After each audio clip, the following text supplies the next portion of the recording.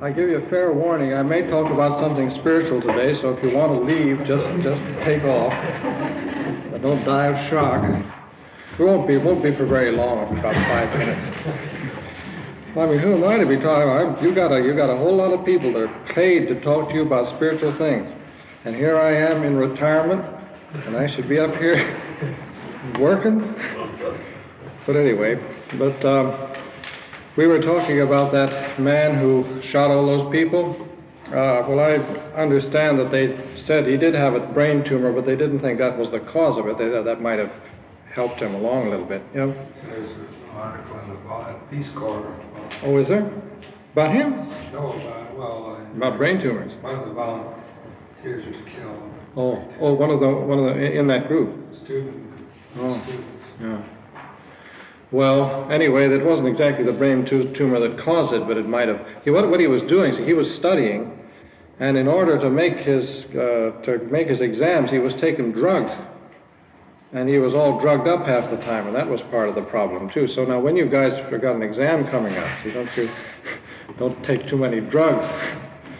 Then a few years ago, apparently, there was one of the same cases in Trenton, New Jersey. That's quite an interesting case.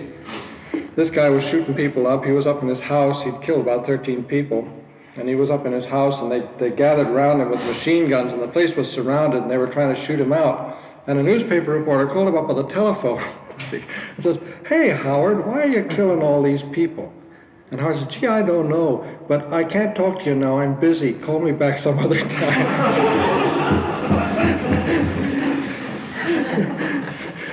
Then in China, I don't know if you've heard any news. I haven't really. I just got this by sort of grapevine myself, but I understand that they are having another. See, Mao Zedong, who's the boss over there, is on his last legs, and he knows he's through. I mean, he's going to die very soon. And what he is apparently doing is having one last fling, pretty much the way Stalin did. Stalin had a big fling just before he cashed in his chips. But apparently he is trying to clean up every vestige of the old China, every vestige of Chinese philosophy, Chinese religion, and Christianity too. All the religions, clean them all out. He's not killing all the people, but he's cleaning up all the statues of Buddha, all the temples, cleaning them all out, trying to leave a totally empty house for his successors to take over, with no vestiges of any of this religious superstition stuff.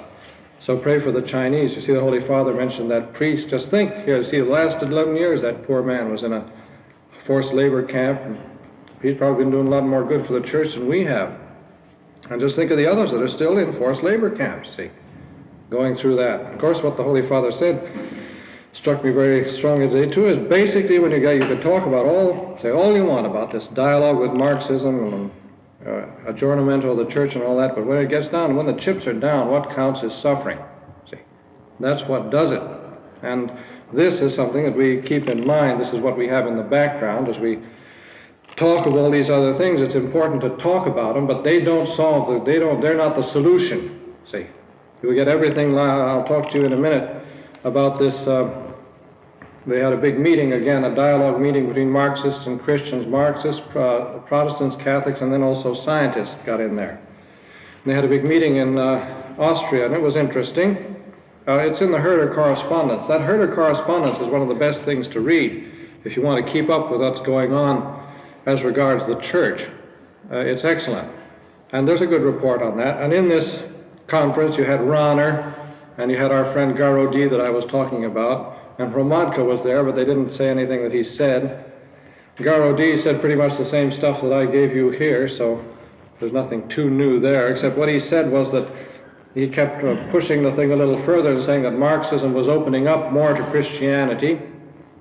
And it's interesting also, in the same Herder Correspondence, there's an article on the official atheist publication in Russia has come out with an official historic scientific statement that the Russians now admit the historic existence of Christ, and they say it's old-fashioned atheism to try to argue that Christ never existed. See, so this might even tie in with what Garodi was saying at this meeting, that he said, well, now Marxism is trying to open up to the human values of Christianity. In other words, there is a rapprochement. See, what it means less than nothing, you know. But I mean, politically speaking or socially speaking. But what it does mean, the real significance of this, evidently, is, as they admitted themselves in this magazine article, is that people are fed up with this old-fashioned 19th century rationalism that they've been dishing out in Russia, see. This hard-line, stupid 19th century rationalistic approach that everything about Christianity is a pure fabrication. I mean, anybody with any sense, you don't have to be a believer. This isn't a question of faith. This is a question of historic truth, see. This is a question of things that you can judge. Anybody with common sense can judge the evidence. See, we don't believe that Christ existed. We know that Christ exists. It's a historic fact. It's not a matter of faith. See, it's a matter of faith that he's the Son of God, but it's a matter of historic fact that he existed. See, and if you can't see the historic fact, well, you can believe it. You have the merit of faith then. But normally, any person can just weigh the evidence. He existed. See, and so they have come round to the point where it's foolish to deny this evidence anymore. So that's a progress. I mean, at least they're growing up. You know, they're getting a little more mature. But they're not letting go of their atheism for all that. Now, what I thought I would talk about from the spiritual point of view, I thought these 2 points should be helpful. They're familiar points, but I think these are 2 things that are basic for the Christian life, and I think we might as well keep them in mind while we're talking about communism. See, it fits in with communism, and it fits in with our monastic life too. I mean, if you're going to be talking in terms of a dialogue between Christianity and communism, what are we doing as Christians? See, what are we doing here in the monastery? We get back to the same thing. What is the purpose of living a life of self-denial? What is the purpose of an ascetic life? Let's just consider 2 of the fruits of our kind of life which show that the life is making some kind of sense. And then we get some grasp on this, and we can return to, because actually this is precisely the sort of point that communism disputes. See, the point that I'm going to stress is going to come into direct conflict with the communist mentality. See, and it is a very important point, and nevertheless, it is a point on which we still have to meet the communists to some extent, although we're diametrically opposed. See, and it concerns the future, our attitude towards the future. This is a fundamental thing in any life. See, human beings, we're not animals. We project ourselves ahead. Consequently, the validity of the kind of life that a person is leading is partly measured by his attitude towards the future. See, what is my attitude towards the future, my own future? Tomorrow. The Holy Father says tomorrow isn't going to be like yesterday. That's quite true. See, what is my attitude towards the future? When I start doing something, I leave off the frustulum or something like this, and I do this, what am I doing it for? What does it mean to me in terms of the future? Why do I think I'm doing this? This is very important. This is extremely important. It's not so important what you do. I mean, you can take 2 frustulums, or 10 frustulums, or no frustulum. It doesn't matter. What's important is what you think you're doing when you do that. See, what does it mean to you? Why do you do it that way? See, why do you think that's the way you have to do it? And this is very often determined by what you think the future means to you. See, where you think you're going, what you think you're here for, what you think you're doing, how you think you're going to get there. See, and so really all our thinking and all our acting and so forth kind of revolves around this, because it's our concept of ourself that's in question. See, where am I going? What am I going to do? Now, if you can start with what are the baby motives, the simple, obvious motives? Well, will training. I want to make myself more tough. See, I want to build my character, right? Build your character. No harm in building character. Or I want to get a lot of merit. Get a lot of merit, fine, and offer it up for me, and I'll be very thankful. Or I suppose the motive that most people have is besides wanting to go to heaven and so on? Well, I think most of us want to get somewhere in the life of prayer, see. And we figure that if we tighten up here and tighten up there, we will get someplace in the life of prayer. And we have a kind of a project, a kind of an ideal that we want to live up to. We have an aim, see. Now this is all right. See, you have to have this. You can't function without this, especially in the beginning. But what happens is that when one's future is consistently tied up with something that one wants for oneself, there is a kind of this characterizes one's life in a certain way. See, if I am constantly doing something for some specific thing that I want to have happen in my life soon, see, I mean, I don't want them to laugh at me when I do this or something like that. See, now I'm going to make it so that they will take me seriously. See, this community is going to see that I'm a serious monk. See, this isn't me talking. I've given up, Lord. I've tried for 25 years and failed, so I think that now that the time is ripe for me not to care about this anymore. See, but this is this hypothetical person that I'm talking about. See, they are going to take me serious. I'm going to be accepted.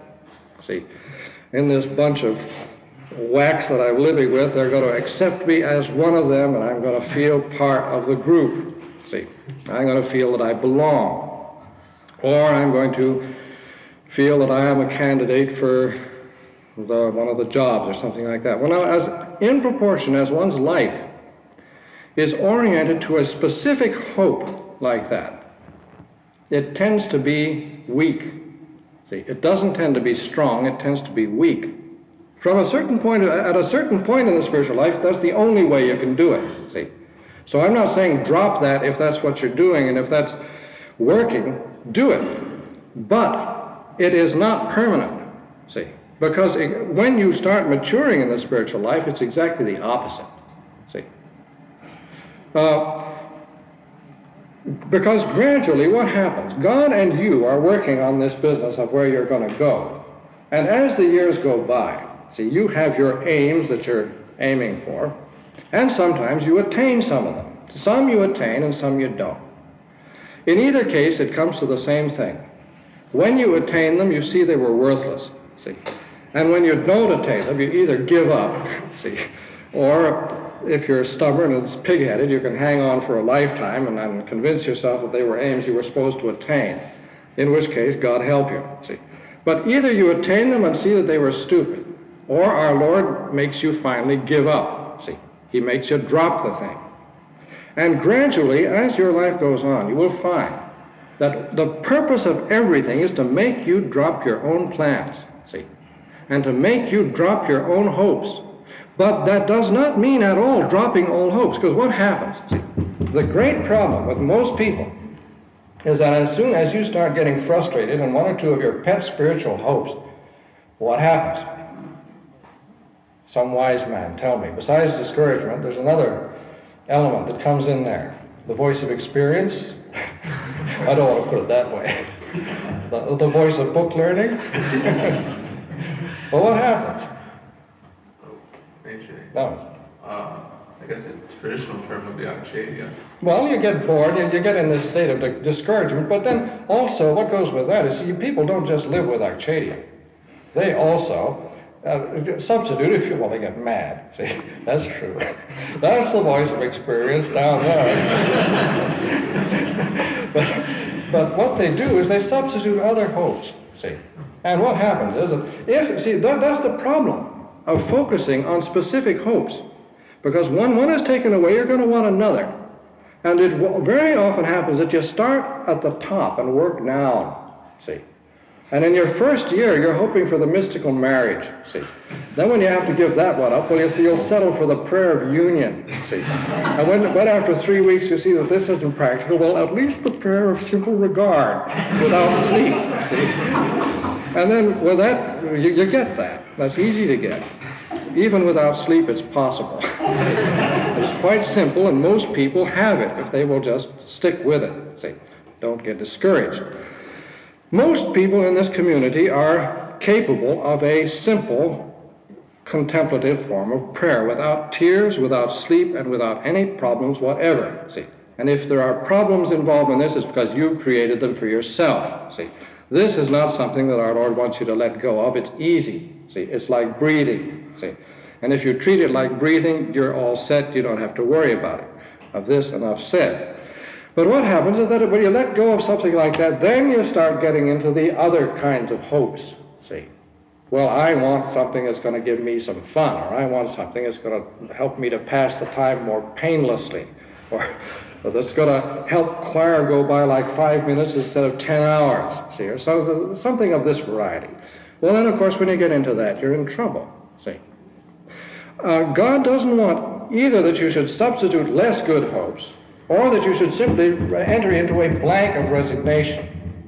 But what he wants you to, and resignation is not enough. See, this is another, this, what we usually do is this. Okay, all my hopes have been taken away. I'll do your will. See, I'll resign myself to do your will. And I'm not going to like it, but I'll do it because I have to. See, this is resignation, and this isn't good enough. What we should do, and what we learn to do, is to have no other hope, but to place all our hope. And that's to say, not no hope, see, that's bad, but to place all our hope in God's will. Not to resign ourselves to God's will, but to place our hope in God's will, see. All the punch that I was putting into this desire for something that I wanted, and all this vim that I was putting into something that I needed, and so forth, put that in in God's will that I don't know. Put it in what I don't see, instead of putting it in what I do see, or what I did see, or what I imagined. See? Put all your eggs in the basket of what you don't know, which God has in reserve for you, and you will find you will get some jackpot, if not now, later. See? And it will not be the jackpot you're expecting, see? But it will be the real, true jackpot. It will be because it is, if in this basket everything is there. See? This is what the spiritual life is about, see. This is what we are here for, is this emptying of partial hopes, see. Because all the hopes that we can concentrate on are partial. They are just a little bit, they're just a drop in the bucket. And God asked us, and this is the fundamental law of the spiritual life, He asks us to get rid of the part in order to have everything, see. He does not want for us less than everything. He does not want for us less than the whole works, see, but not the whole works immediately. That's another matter, because if I say, I've got to have the whole works tomorrow at 10:45, see, that immediately becomes partial, because I'm putting a limit. It's got to be at this specific time, and it gets into a temporal thing, and so forth. The whole works means all that God wills for everybody, me included. This is what I want. Thy kingdom come. My whole heart is in this. See, this is what the thing is about. And this is what the communists don't believe. See, this is what you mustn't do according to them. See, this is the wrong way to do it. For them, this is the wrong way, and for us, this is the right way. And between the two, never the twain shall meet. It's either or, see. Now, you have to be able to fit their idea of action in with this somewhere.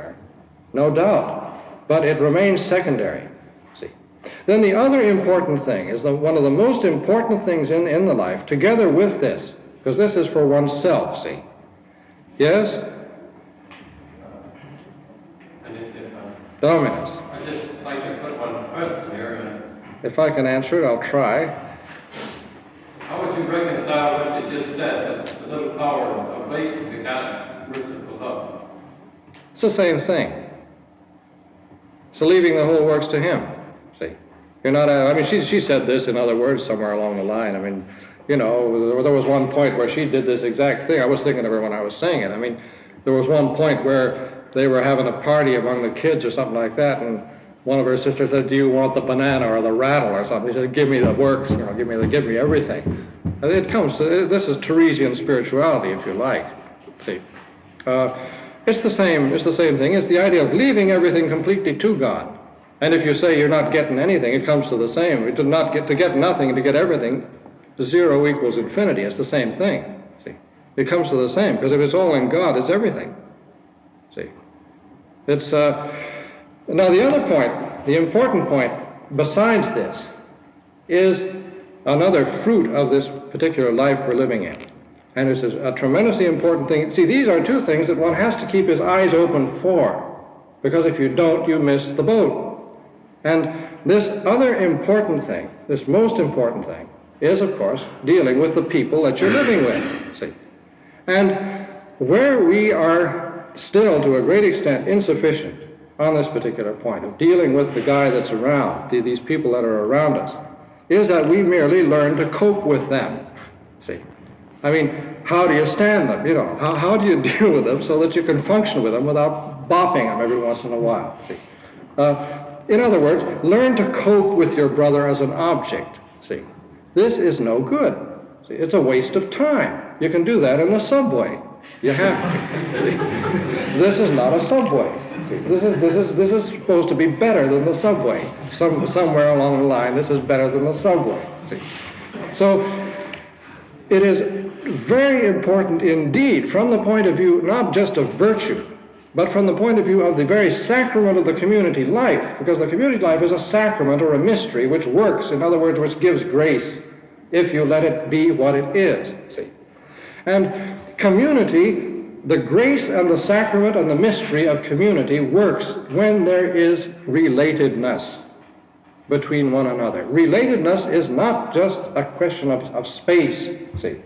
You're not just related to the guy by virtue of the fact that you're sitting next to him, see. You have to be really related to the people that you live with, see. And this is very important, because if I am related to this guy, I may be full of all kinds of faults, but I am getting an enormous amount of grace by reason of the fact that I'm related to this other guy who's also full of a lot of faults.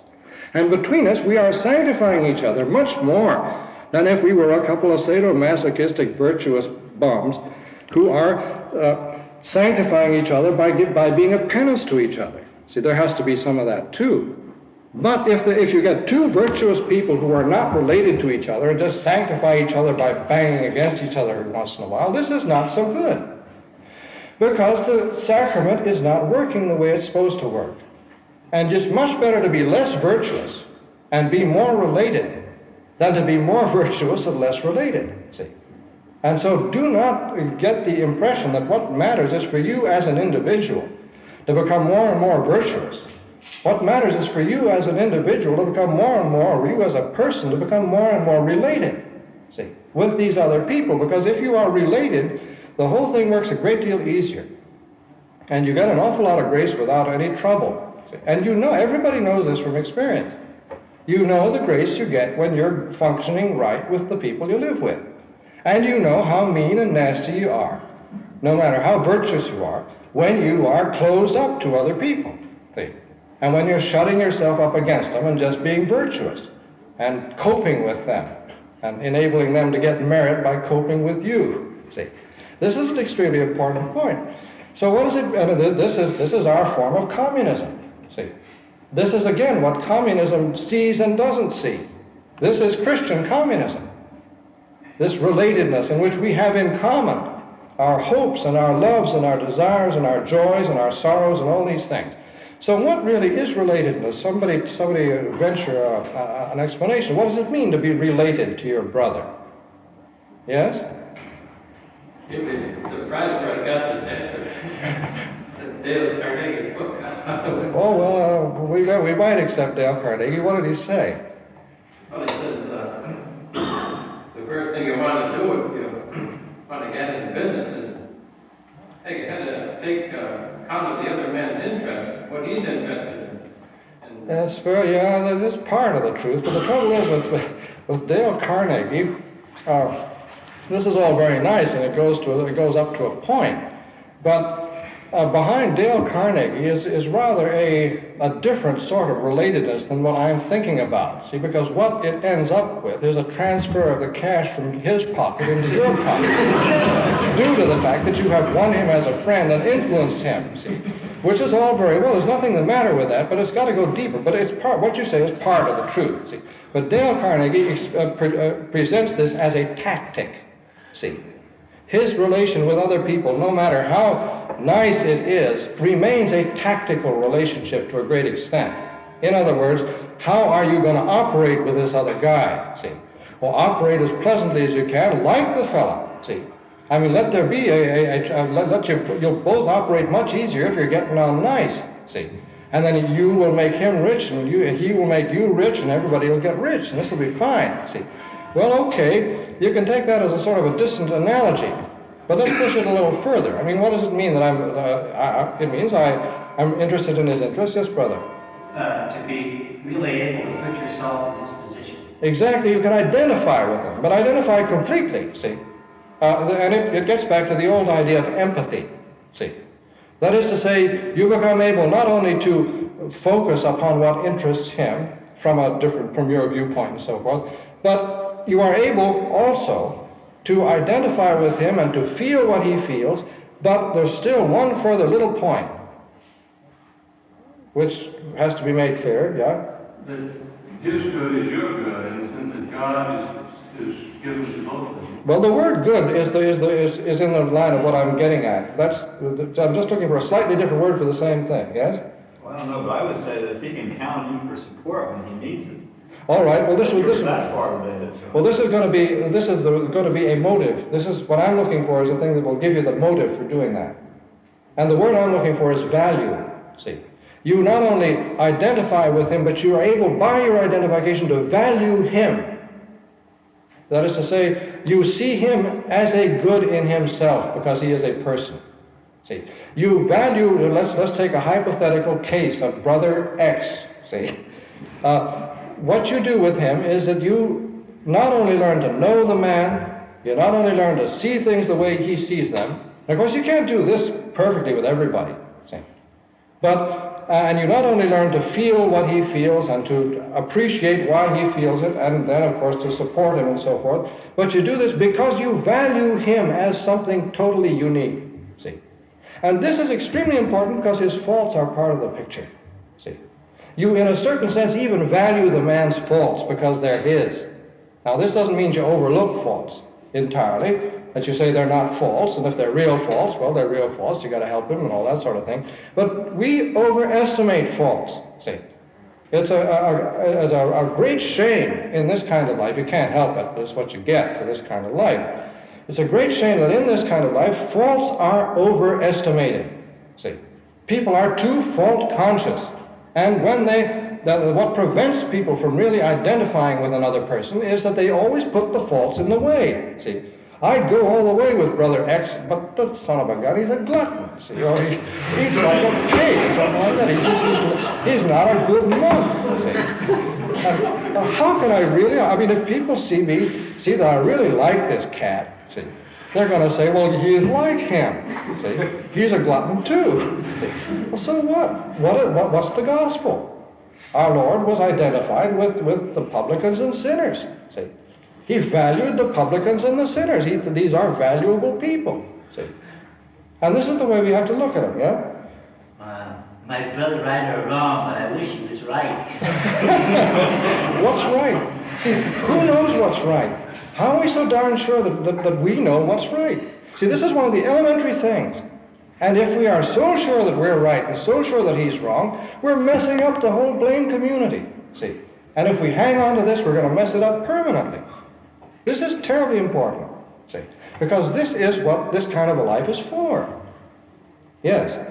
The problem is, though, is that it involves a kind of a death to myself. Yeah. To find value in him, identify myself with him to be the kind of a going. Yeah, well, that's what relatedness involves. You see, I mean, relatedness means this capacity to leave oneself behind or something like that, and to be able to go to, and of course we all experience this in one way or another in certain situations, but not so much in this kind of life because we are pretty much thrown back on ourselves. But if you think back to warm, close relationships you have had with people outside, see, when you're with somebody you're very fond of, you don't even think of yourself for hours at a time. See, you're thinking in terms of the other person, or you're thinking in terms of we. See. When you're with a real close friend, neither one of you is thinking I and he or I and so forth. It's we, see. And there's no longer either one of you there as a mere individual. You are functioning as a related two related people, which means we, which is the way that we're meant to function. This is the way man is not supposed to be. It is bad for man to be alone, see, unless he's got company up there in the form of angels, saints, foxes, badgers, so forth. But a man cannot be absolutely, simply, completely alone, just alone, period.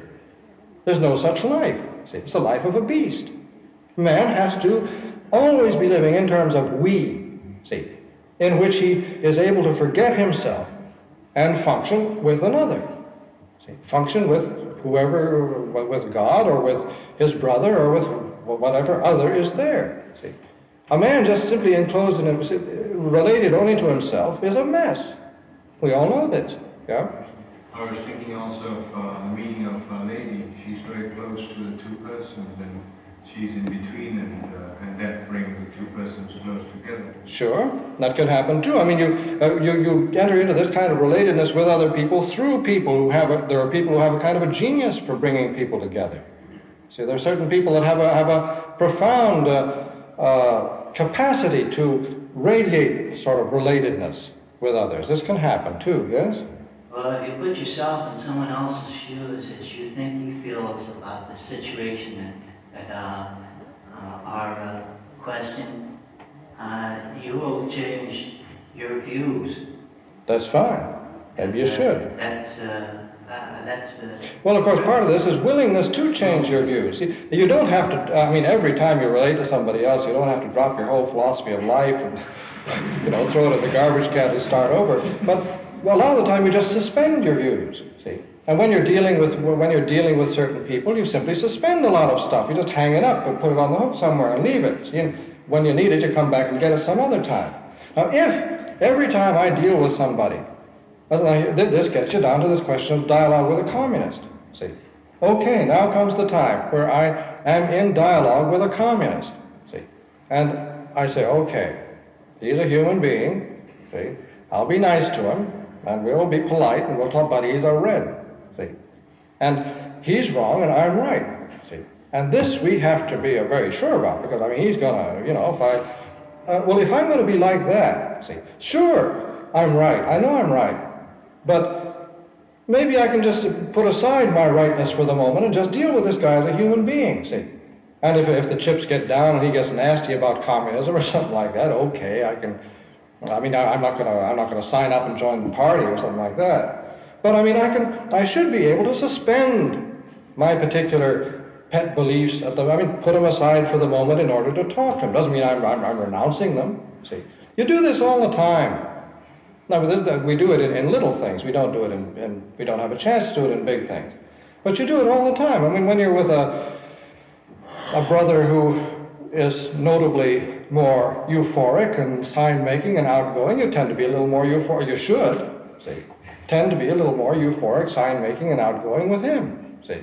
I mean, that's you don't just sort of freeze up on him and give him who do you think you are? I'll proclaim you in the chapter of false. That doesn't work, see. So therefore, these are two very important, these two terribly important points for a Christian outlook on life, see. And they are fundamental in dealing with communists. And what's important here is the fact, see, that these are bedrock human realities that I'm talking about. They're not ideas in the head, see. These two things that I've talked about can exist without any ideas in the head about them at all, see. They are living attitudes. Now, if a person embodies these in himself, and these are living realities in his life, then he is in a position where he can dialogue with these people in such a way that he's going to be unshakable, and he's going to make clear to them the values of the Christian faith, see. Because he is going to embody the realities which they question, see. And the great reality which they question is Christian hope. See, this is the fundamental reality which they question. So therefore, it's no use meeting them simply with Christian arguments for the afterlife or Christian arguments for this and that. We have to embody a perfect hope in ourselves. A man who does not embody in himself a perfect Christian hope has no business dialoguing with communists. See, that of course, who can say that he does? Well, that's a hard saying, but one has to One has to simply learn some way or other. But when a person does embody this in himself, then the arguments don't matter. And when a person embodies this in himself, it's the same thing in the monastic life. Then the trials and so forth of the life don't matter, and the shake-ups in the life don't matter, and all the crises of the life don't matter. Why? Because one sees that all these things are simply contributing to the fulfillment of what God wants to give to his beloved, to his sons, his children, see. And he gives it the way he wants, and if he does it in the opposite way that we think he should, well, let him do it that way. I mean, that's his business, how he's going to do it, see. And we fit all these things in. So I suppose probably next time I may try and finish up this whole question of Marxism and how Marxism does question Christian hope. So we'll look into that maybe next time.